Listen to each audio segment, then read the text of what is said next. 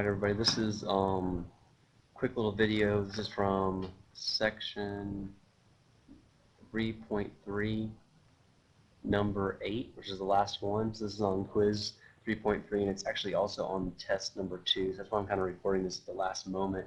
I had a request for this. So we need to compare and see out of these 3 students which one has the lowest score to the highest score.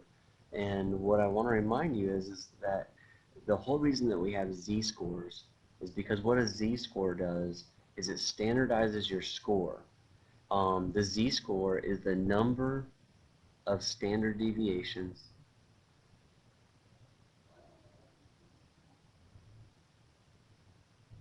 above or below the mean.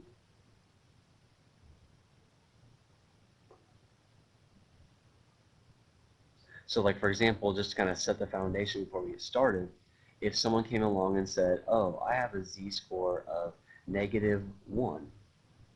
So I would start at the mean, I'd go down 1 standard deviation, and that's where their z-score would be. If someone said to me, oh, I have a z-score of 1.75, I would go up 1 standard deviation, and I would go up 3/4 to almost to the 2nd standard deviation. And so that would be that in the situation. So let's do one more. If like someone said, well, I have a z-score of 2.9. So I would go up 1, 2, and then basically think about a ruler. I'd go up, or think about a dollar. I go at 90 cents or 9/10 of the way, and that would be a z-score of 2.9.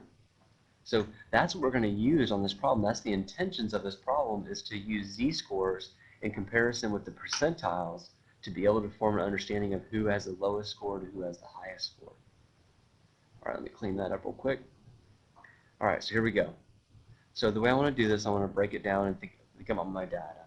So on a particular standardized test has scores that have a mound-shaped distribution. So this statement right here is basically saying that we are normal, which means that we can assume the 68, 95, 99.7 with a mean of 124 and a standard deviation of 22. Then we have 3 guys. We have Tom, who has a raw score of 156. Remember, a raw score is nothing more than your x value. So when we think about the z-score, and the z is x minus the mean divided by the standard deviation, this is what they gave us about Tom. They gave it his x value. We have Dick, and Dick scored in the 99th percentile. So basically, just real quickly to talk about Dick is that, you know, basically if you were up here, you'd be like at the 100th percentile.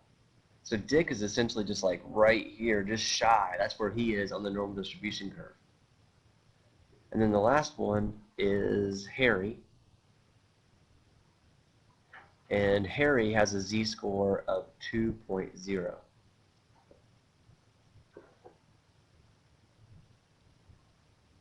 All right, so I stepped away there for a second, so my brain has come back to where we were. So this is a quick little recall. So Dick is at 99 percentile, so we kind of have an idea where he is right now. And so what we're going to do is we're going to go ahead and take a look at and start comparing. And so let's break down, and let's just for the sake of ease, and you could do this in any order you wanted to, I'm going to compare Tom versus Harry.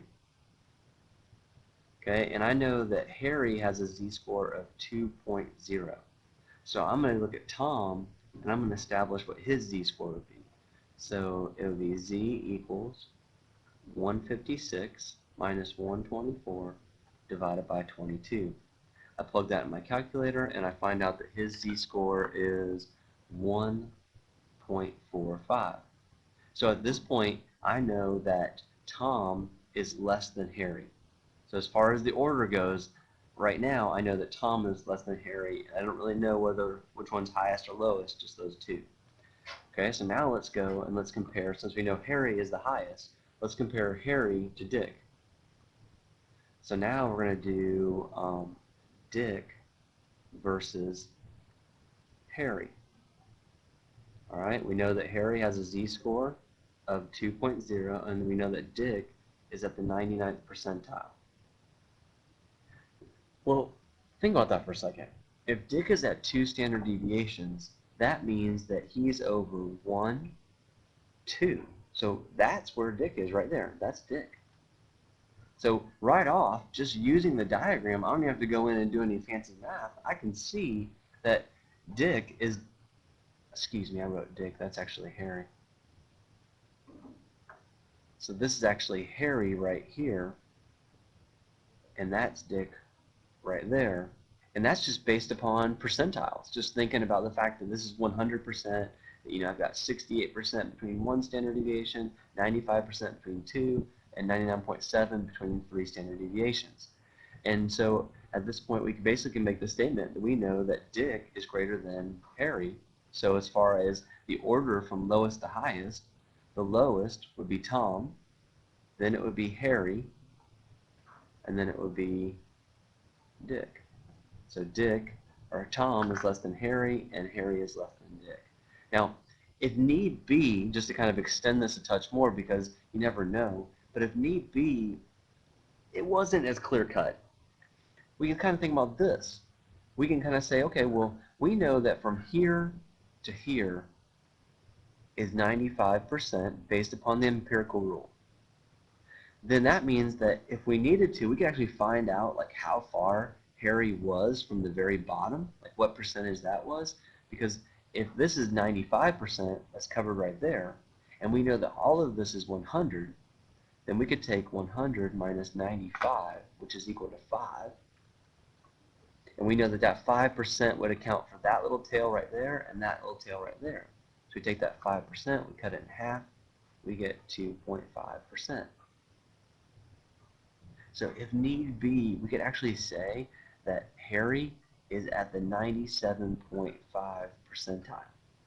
So obviously we could see, when we compare this, but you shouldn't need to go that far. But if you needed to, that's kind of how that's how the computer got the 97.5.